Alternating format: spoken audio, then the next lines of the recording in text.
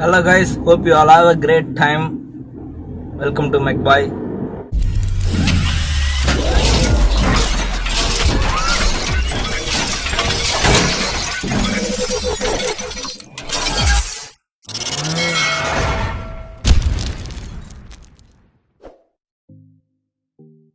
இன்னைக்கு நம்ம சேனல்ல என்ன டாபிக்னு பாத்தீங்கன்னா ரெண்டு விஷயமா சொல்ல போறேன். ரெண்டு விஷயம். முதல் விஷயம் என்னன்னு கேட்டீங்கன்னா KTM RC lovers, owners, future owners இவங்களுக்கு தான் எல்லாத்துக்குமே என்னன்னா அதோட டிசைன். கேடிஎம் ஆர்சி 200 எடுக்கிறாங்கன்னா அதோட முக்கியமான காரணம் வந்து அதோட ஸ்லீக்கான டிசைன் தான். ஆனா இப்ப ரீசெண்டா ஒரு 2 months வந்து சோசியல் மீடியால பரவிட்டு இருக்கு. அத மாதிரி ஒரு கேடிஎம் ஆர்சி டெஸ்டட் வெஹிக்கிள் தான் அது வந்து அதுதான் கன்ஃபார்மா இந்தியாவுக்கு வந்து லான்ச் பண்ண போறாங்க 2021 அப்படின்ட்டு ஒரு பேச்சு அடிபட்டு இருக்கு. எந்த ஒரு பைக்குமே டெஸ்ட் பண்றாங்கன்னா ஒரே டிசைன் வந்து டிசைன் இன்ஜினியர்ஸ் வந்து தரமாட்டாங்க. ஒரு அப்கிரேட் போறாங்கன்னா ஒரு மினிமம் 3 பைக்ஸ்ல இருந்து 4 பைக்ஸ் இருக்கும். 3 to 4 பைக்ஸ் வந்து வச்சிருப்பாங்க. அதுல எந்த வண்டி எந்த வெஹிக்கிள் வந்து எல்லா டெஸ்ட்டுமே கிராஷ் டெஸ்ட், சேஃப்டி டெஸ்ட் எல்லாமே பர்ஃபார்ம் பண்ணி வின் பண்ணுதோ அந்த வெஹிக்கிள் தான் மார்க்கெட்டுக்கு வந்து லான்ச் பண்ணுவாங்க. அதாவது அப்டேட்டட் வெர்ஷன்ல. ஓகேங்களா? அப்ப நம்ம இந்த கேடிஎம் ஆர்சி ஓனர்ஸ் இந்த ஃபியூச்சர் ஓனர்ஸ் என்ன நினைப்பாங்கன்னா, ஐயோ டிசைன்லாம் மாத்திட்டாங்க, அது ஒரு சில பேருக்கு பிடிச்சிருக்கும், முக்காவாசி பேருக்கு நான் இது பண்ண பார்த்த வரைக்கும் பிடிக்கல, அது டிசைனே பிடிக்கல, ஏதோ ஒரு மாதிரி இருக்கு அப்படின்னு தான் சொல்றாங்க. ஓகேங்களா? அப்படிங்கிறப்ப இது வந்து எப்படி நம்ம எடுத்துக்கணும்னா 50% இதுல 50 ஒன்னு வரலாம், அதே மாடல் வந்து வரலாம் இந்தியன் மார்க்கெட்டுக்கு. அப்படி இல்லைன்னா வேற இப்ப இருக்கிற கரண்ட் வெஹிக்கிளே விடலாம், வேற ஏதாவது கண்ட்ரிஸ்க்கு தான் அந்த வெஹிக்கிள் விடுவாங்க. ஓகேங்களா? இது ஒரு டிராபிக்கான ஏரியா, அதனாலதான் என்னால அப்பப்ப கொஞ்சம் ஸ்டாப் பண்ணிடுறேன். இன்ட்ரெஸ்டிங்கா இருக்கும் கைஸ். இந்த மாதிரி கார் ஓட்டிகிட்டே கொஞ்சம் பேசுறது வந்து எனக்கு ரொம்ப பிடிக்கும். அதனாலதான் சரி அப்படின்னு சொல்லிட்டு அதான் இந்த விஷயத்த தான் உங்ககிட்ட சொல்லணும்னு நினைச்சேன். இன்னொன்னு என்னன்னு பாத்தீங்கன்னா ரொம்ப பேசிக்கான விஷயம் தான், எல்லாத்துக்கும் தெரிஞ்சிருக்கும், ஒரு சில பேருக்கு தெரிஞ்சிருக்காது. அதனாலதான். ரெண்டாவது விஷயம் என்னன்னு கேட்டீங்கன்னா difference between carburettor and fuel injector vehicle. அதாவது இப்ப காருன்னு பாத்தீங்கன்னா எல்லாமே ஃபியூல் இன்ஜெக்டர் தான். பைக்ஸ்ல வந்து நார்மல் லெஜெண்டரி பைக்ஸ், அந்த ஓல்டன் டேஸ் பைக்ஸ்ல எல்லாம் ஃபுல்லா கார்பரேட்டர் தான் யூஸ் பண்ணிட்டு இருந்தாங்க. இப்ப ரீசெண்டா இந்த BS4ல இருந்து இந்த R15 இந்த ஒரு 200 cc இன்ஜினுக்கு மட்டும்தான் ஃபியூல் இன்ஜெக்டர் யூஸ் பண்ணிட்டு இருக்காங்க. இது ரெண்டுத்துக்கு என்ன வித்தியாசம் அப்படிங்கிறதுக்கு தான். தெரிஞ்சவங்க ஸ்கிப் பண்ணிருங்க, தெரியாதவங்க வீடியோவை வந்து ஃபுல்லா பாருங்க. ஃபர்ஸ்ட் நம்ம கார்பரேட்டர் பார்ப்போம். கார்பரேட்டரோட வேலை வந்து என்ன அப்படின்னு கேட்டீங்கன்னா, ஃபியூயலையும் ஏரையும் கரெக்டான ரேஷியோல வந்து மிக்ஸ் பண்ணி இன்ஜின் போருக்குள்ள அனுப்பும். அப்பதான் நமக்கு வந்து அந்த 4 ஸ்ட்ரோக் வந்து நடக்கும். சக்ஷன், கம்ப்ரஷன், பவர், எக்ஸாஸ்ட், இது எல்லாமே உங்களுக்கு தெரியும். இப்போ வந்து பாத்தீங்கன்னா கரெக்டா பாத்தீங்கன்னா அந்த ஃபியூல் கார்பரேட்டர்ல வந்து பாத்தீங்கன்னா ரொம்ப சிம்பிளான மெக்கானிசம்னு சொல்ல முடியாது, ரொம்ப கொஞ்சம் டிஃபிகல்ட் தான். ஏன்னு கேட்டீங்கன்னா அதோட அந்த கம்ப்ரஷன் ஸ்க்ரூ இருக்கும், ஏர் ஸ்க்ரூ இருக்கும், அதெல்லாம் வந்து அந்த வண்டி மூவிங்ல இருக்கிறப்ப வைப்ரேட் ஆச்சுன்னு வைங்களேன், அதுலயே அதெல்லாம் வந்து டைமிங் வந்து மாறிடும். அதனாலதான் நம்ம கார்பரேட்டர்ல வந்து அட்ஜஸ்ட் நம்மளாம் மேன்லியா பண்ணோம். அந்த கரெக்டான ரேஷியோ தெரியாம நம்மளாம் அட்ஜஸ்ட் பண்ணோம்னா அந்த வண்டி வெஹிக்கிள் வந்து கரெக்டான மைலேஜ் தராது, கம்பெனி கிளைம் பண்ற மைலேஜ் தராது.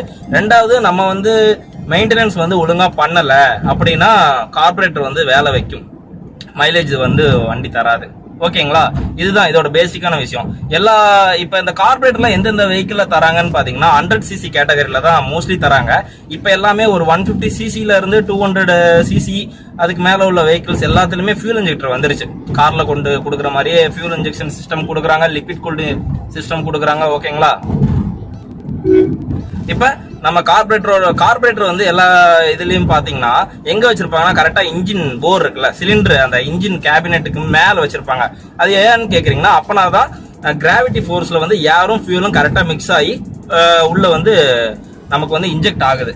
இதுதாங்க கார்பரேட்டரோட வேலை. இது வந்து ஏன்னு கேட்டீங்கன்னா ஃபியூல் இன்ஜெக்டரோட இது ஏன் ரொம்ப லோவா இருக்குன்னு கேட்டீங்கன்னா, அடிக்கடி இப்ப இந்த ஃபிளட் இந்த மாதிரி ரூரல் ஏரியாஸ்ல இருக்கிறவங்க அப்படின்னா கார்பரேட்டருக்குள்ள தண்ணி போயிருச்சுன்னா வண்டி சீஸ் ஆயிரும். நம்ம திரும்பி கழட்டி ஃபுல் அண்ட் ஃபுல் பெட்ரோல் ஃபுல்லா வாஷ் பண்ணி திரும்பி மெக்கானிக்ஸ் போடுவாங்க. அப்படின்னாதான் நமக்கு வந்து திரும்பி அந்த ரிலையபிலிட்டி கிடைக்கும். ஓகேங்களா? பேர்லயே தெரியுது ஃபியூயல் வந்து இன்ஜெக்ட் பண்ற ஒரு ஆப்ஜெக்ட். ஓகேங்களா. இது வந்து என்ன பண்ணுன்னு கேட்டீங்கன்னா, இதுக்கு வந்து கிராவிட்டி எல்லாம் தேவையில்லைங்க. இது என்ன பண்ணுன்னா ECUல வந்து ப்ரோக்ராம் பண்ணிருப்பாங்க.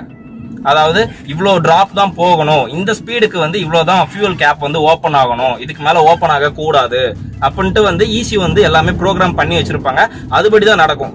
ECU என்ன சொல்லுதோ அதைத்தான் ஃபியூல் இன்ஜெக்டர் வந்து கேட்கும். நீங்க ஒரு 80 ஸ்பீட்ல போறீங்கன்னா அந்த அளவுக்கு அந்த ரேஷியோக்கு அந்த ஸ்பீடுக்கு தகுந்த மாதிரி பெட்ரோல் வந்து உள்ள இன்ஜின் போருக்குள்ள போகணும் அப்படின்ட்டு அவங்களே செட் பண்ணி வச்சிருப்பாங்க. 40ல போனீங்கன்னா, அதனால தான் சொல்றேன், ஃபியூல் இன்ஜெக்டர் வண்டியை பொறுத்த வரைக்கும் நம்ம இவ்வளவுதான் மைலேஜ் தரும்னு கணிச்சு சொல்லிடலாம். 40ல போனா இவ்வளவு மைலேஜ் தரும், 100ல போனா இவ்வளவு மைலேஜ் தராது அப்படின்னு நம்மளே யூகிக்கலாம். இப்ப இது ரெண்டுத்துக்கும் டிஃபரன்ஸ் பார்த்துட்டோம். இது ரெண்டுமே ஃபியூலை வந்து இன்ஜெக்ட் பண்ற உள்ளுக்குள்ள இன்ஜின் போருக்குள்ள செலுத்துற வேலையை மட்டும்தான் பாக்குது. கார்பரேட்டரோட ஃபியூல் இன்ஜெக்டர் வந்து எல்லாத்துலயும் பெஸ்டா இருக்கு. ஏன் வந்து காஸ்ட் வந்து அதிகமா இருக்கு அப்படின்னு கேட்டீங்கன்னா, கார்பரேட்டருக்கு ECUங்கிற அடிப்படை அதெல்லாம் தேவையே கிடையாது. அது பாட்டுக்கு இயங்கும். ஓகேங்களா. அது ஃபால்ட்டா பிரச்சனை வராத வரைக்கும் அது பாட்டுக்கு எங்க வேணாலும் இயங்கிக்கிட்டே இருக்கும். ஆனா பிரச்சனை வச்சிருச்சு அப்படின்னா வந்து நம்ம சிம்பிளா கழட்டி மாற்றுறது வேலை தான். ஆனா ஃபியூல் இன்ஜெக்டர் வந்து உங்களுக்கு சப்போஸ் வேலை வச்சுதுன்னு வைங்களேன், நீங்க வந்து மினிமம் ஃபியூல் வந்து, அதாவது ஒரு சிம்பிளா சொல்லணும்னா ஒரு R15 எடுத்துக்கோங்க, அது என் வண்டி வச்சுக்கோங்க, அதுக்கு வந்து 12 லிட்டர் கெப்பாசிட்டி ஃபியூல் டேங்க். அதுல வந்து ரிசர்வ் கெப்பாசிட்டின்னு ஒன்னு இருக்கும். ஆனா ரிசர்வ் கெப்பாசிட்டி 2 லிட்டர்ஸ்ன்பாங்க. நம்ம மினிமம் ஃபியூல் வந்து ஒரு 1.5 லிட்டர்ஸ் அது மெயின்டைன் பண்ணணும். ஏன்னு கேக்குறீங்கன்னா, நம்மள அறியாமலேயே இப்ப நமக்கு வந்து 1008 வேலை இருக்கும் ஒரு நாளைக்கு. நம்ம வந்து ஃபியூல்ல வந்து பைக்ல ஃபியூல் இருக்கா இல்லையாங்கிறத கூட மறந்துட்டு சில சமயம் போறது உண்டு. நான்லாம் போயிருக்கிறேன், அப்படி போயிட்டு வண்டியெல்லாம் தள்ளிட்டு வந்திருக்கிறேன். இப்ப கார்பரேட்டர்ல வந்து மினிமமா ஒரு 10 ml 20 ml வரைக்கும் உள்ள வந்து சேவ் பண்ணி வச்சுக்கும்.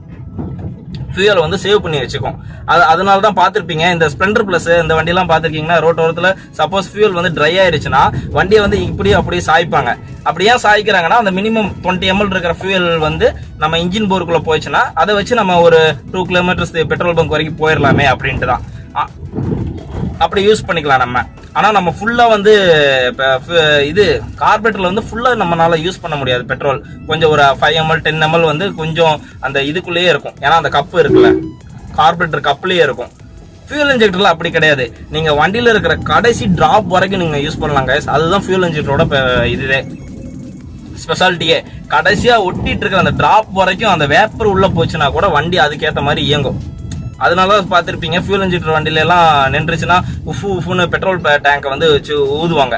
அப்படி ஊதுனா அந்த ப்ரெஷர்ல கொஞ்சம் வச்சுட்டு இருக்கிற பெட்ரோல் வந்து இன்ஜின் கேபின்குள்ள போய்க்கும். இதுதான் டிஃபரன்ஸ்.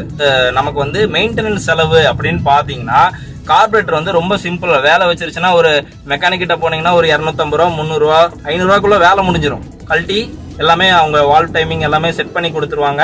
அந்த ஸ்க்ரூ அட்ஜஸ்ட்மெண்ட் எல்லாமே பண்ணிடுவாங்க. பெட்ரோல் டு வாஷ் பண்ணாங்கன்னா வேலை முடிஞ்சது. திரும்பி அதோட ஃபங்க்ஷனாலிட்டி இயங்கிக்கிட்டே இருக்கும். பட் ஃபியூல் இன்ஜெக்டர்ல பாத்துக்கிட்டீங்கன்னா, ஒன்ஸ் அந்த பெட்ரோல் டேங்க்ல ஃபியூல் காலியாகி அந்த பம்ப் வந்து ப்ரெஷர் ஆகிக்கிட்டே இருக்கு, வெறும் ட்ரையா வந்து ப்ரெஷர் பண்ணுதுன்னா அந்த ஃபியூல் இன்ஜெக்டர் வந்து போயிடும். உங்களுக்கு அதோட வேலை அதுக்கப்புறம் வந்து கரெக்டா ஃபியூல் இன்ஜெக்ஷன் வந்து அந்த வண்டியில் நடக்காது. அடுத்தது இந்த ஃபியூல் இன்ஜெக்டர் வெஹிக்கிள்ல வந்து என்ன ஒரு இதுனா, இந்த சென்னை மாதிரி ஏரியால வந்து ஃப்ளட் வந்துடும். அப்போ வந்து என்ன ஆகும், தண்ணி வந்து ஃபியூல் இன்ஜெக்டர் வந்து மைன்யூட்டா உள்ளதான் வச்சிருப்பாங்க. வெளியில எல்லாம் நமக்கு பார்த்தாலும் தெரியாது ஃபியூல் இன்ஜெக்டர். அவ்வளவு மைன்யூட்டா அதுக்கு ஒரு கப் ஒரு ஓஸ் போட்டு பிளாக் ஓஸா இருக்கும். அந்த பிளாக் ஓஸ்க்குள்ள ஒரு சில காம்பனன்ட்ஸ்குள்ள தான் வச்சிருப்பாங்க. ஓகேங்களா. அப்படின்னு பாத்தீங்கன்னா உங்களுக்கு வந்து ஃபியூல் வந்து தண்ணி உள்ள போறதுக்கு வாய்ப்பே கிடையாது கைஸ். ஓகேங்களா. அதனாலதான் இந்த ஃப்ளட்டட் மாதிரி ஏரியா பீப்புள் நீங்க வசிக்கிறீங்க அப்படின்னா, நீங்க கார்பரேட்டர் வெஹிக்கிள் தேர்ந்தெடு. ஒரு 100 cc கேட்டகரியில பாக்குறீங்கன்னா உங்களுக்கு வண்டி வந்து உங்களுக்கு மெயின்டெனன்ஸ் செலவும் பார்க்கணும். நீங்க ஓரளவுக்கு சாட்டிஸ்ஃபையா எல்லாமே தாங்கணும். என்விரான்மெண்ட்ல என்ன டிசாஸ்டர் வந்தாலும் ஓரளவுக்கு தாங்கணும் அப்படின்னா நீங்க வந்து ஃபியூல் இன்ஜெக்டர் வெஹிக்கிள்ஸ் போகலாம். அப்படி இல்லைங்க, நான் வந்து ட்ரை ஏரியாவில தான் இருக்கேன், இந்த திருச்சி கரூர் இந்த மாதிரி ஏரியாவில தான் இருக்கேன், பெருசா மழையே வராது அப்புறம் எங்கிட்ட ஃப்ளட் வரும்னு கேக்குறீங்கன்னா நீங்க தாராளமா கார்பரேட்டர் வெஹிக்கிள் போகலாம். என்ன உங்கன்னா மெயின்டெனன்ஸ் செலவு வந்து பாத்தீங்கன்னா இது அந்த வெஹிக்கிளோட இந்த வெஹிக்கிள் வந்து கொஞ்சம் அதிகமா வைக்கும். பட் நமக்கு வந்து ஸ்மூத்தா இருக்கும், நம்ம கணிச்சுக்கலாம். பட் கார்பரேட்டர்லாம் அப்படி கணிக்க முடியாது. நீங்க வண்டியை எப்படி மெயின்டைன் பண்றீங்க, ஃபுல் அண்ட் ஃபுல் எப்படி பாத்துக்கிறீங்க, எந்த ஒரு அட்ஜஸ்ட்மெண்ட்டும் நீங்களா பண்ணிடக்கூடாது. தெரிஞ்சா பண்ணலாம், தெரியாம நீங்க கார்பரேட்ல கை வச்சிட்டீங்கன்னா ஆட்டோமேட்டிக்கா ஆக்சிடென்ட் ரைஸ் ஆகும், வண்டி கிளச் பிடிச்சிங்கன்னா ஆஃப் ஆயிரும். நம்ம மெக்பாய்ல வந்து சேனல்ல வந்து ஃபுல் அண்ட் ஃபுல் இந்த மாதிரி oriented bike related oriented videos தான் பண்ணிட்டு இருக்கிறேன். ஃபியூச்சர்லயும் பண்ணலாம், நிறைய ஐடியாஸ் இருக்கு. நீங்க கொடுக்குற சப்போர்ட்ல தான் என்னால திரும்பி பண்ண முடியும். ஒரு மோட்டிவேட்டடா இருக்கும். நானும் என்னோட நேரம் எல்லாமே செலவழிச்சு தான் இதெல்லாம் பண்றேன். உங்களுக்கு நான் சொல்ற விஷயத்துல வந்து ஏதாவது ஒரு தப்பு இருக்குதுன்னா தாராளமா நீங்க கமெண்ட் பாக்ஸ்ல சொல்லுங்க, நான் அதை வந்து சேஞ்ச் பண்ணிக்கிறேன். அப்ப நீங்க சொல்றதை வச்சுதான் என்னோட ஸ்கில்லை நான் டெவலப் பண்ணிக்க முடியும், என்னோட வே ஆஃப் ஸ்டைலிங் வீடியோஸ் பிரசன்டேஷனையும் நான் மாத்திக்க முடியும். 90% பேர் நம்ம சேனலை வந்து சப்ஸ்கிரைப் பண்ணாம தான் வீடியோஸ் பாக்குறீங்க. ஒரு சப்ஸ்கிரைப் பண்ணிட்டு அந்த பெல் ஐக்கானை தட்டி விட்டுட்டீங்கன்னா நமக்கு கொஞ்சம் ஆறுதலா இருக்கும். அதான் சொல்லணும்னு நினைச்சேன். இந்த வீடியோ உங்களுக்கு பிடிச்சிருந்ததுன்னா லைக் பண்ணுங்க, ஷேர் பண்ணுங்க, கமெண்ட் பண்ணுங்க. இந்த மாதிரி விஷயத்த வந்து இந்த மாதிரி கார் vlogல டிரைவ் பண்ணிட்டே பேசணும் அப்படின்னு நினைச்சீங்கன்னா மறக்காம அதையும் சொல்லுங்க, நான் அதுக்கேற்ற மாதிரி பண்றேன். ஓகேவா guys? until bye from MechBoy. Thank you.